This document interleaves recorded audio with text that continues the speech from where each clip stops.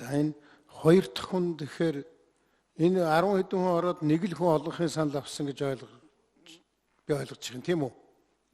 За энэ уг нь та нар хоёр хүнээ л оруулж ирэх байсан, тэгээ оруулж ирсэнгүй. Одоо тэгэхээр хэдүүлээ байна шүү дээ. Нэг юмд ийм субъектив биш жаахан тийм нэг зарчим гэдэг юм уу барьж хандмаар байгаа. Би бол нэг мухардаад байх юм алга гэж бодож байна. Нэг өдөр нэг цагт томилогдсон байх л да. Тэгтээ ороод санал хураалгасан байх. Эхний хүний солиод явах хэрэгтэй байна.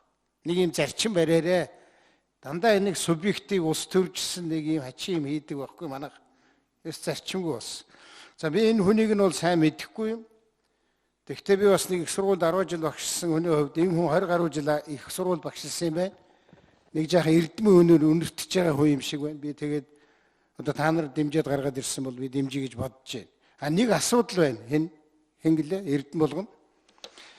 Энэ одоо цэцдээр одоо сүүлийн үед би нэг юм ажиглаж байна. Цэц рүү байх асуудал шийддэг боллоо.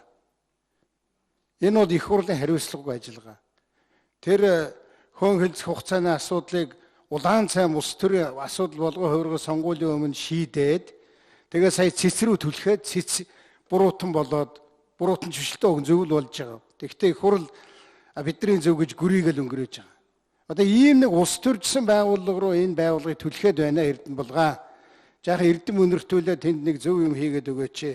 Одоо энэ нэг ерөнхийлөгчийн нэр дэвшгэрхийн асуудлаар бүтэн ус төржлээ. Одоо бараг тэрнтэй холбоотой энэ хүмүүсийг сольж холих гэж байна уу яах гэж байна уу. Тэгэхээр би бодохдоо бол үндсэн хуулийг дагаж мөрдөх журмын тухай хуулийг бол их хурл маш хариуцлагагүй тэрнийг хийгээгүй. Их хурлын алдаа тэгээд үндсэн хуулийн цэцийн хэдэн хүний одоо зодон зохион болж хувирах ийм л аюул руу түлхээд байх юм да. Алтай гүшин нэмэлтнийг бинот.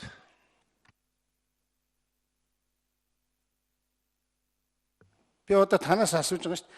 Миний бодлоор бол үндсэн хуулийн өөрчлөлтийг дагаж мөрдөх журмынхаа тухай хуулиндаа энэ бүх асуудлуудыг цэгцэлж өгөх ёстой байсан. Одоо дэндүү хариуцлагагүй юм болж байгаа нь яаж байгаа вэ гэхээр үндсэн хуулийг батсан үндсэн хуулийг хэрэгжиж эхэлсэн.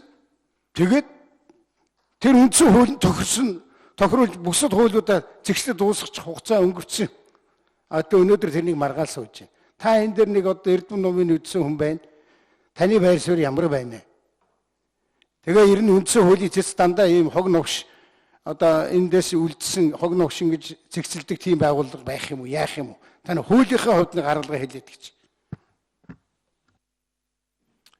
За нэр дэвшигч эрдэнэ болгон хариулъя.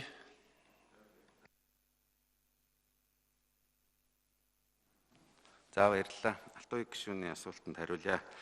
За үндсэн хуулийн цэц бол ерөөс үндсэн хуулийн бэлтэнд дээд хяналт тавих бол байгууллага мөн.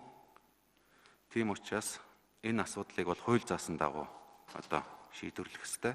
За би одоо иргэн хүнийхээ хувьд одоо яг тэр цэцдэр байж байгаа маргааны талаар ялангуяа хуульч хүний хувьд бол одоо тодорхой одоо нотлох баримт байхгүй би өөрөө мэдэхгүй байгаа. Ямар зүйл тэн дээр явагдаж байгаа гэдгийг их сурвалж дээрээс нь үндэслэж хариулт өгөхгүй бол миний хувьд бол одоо шууд энэ талаар дүгнэлт хийх боломжгүй байна гэсэн.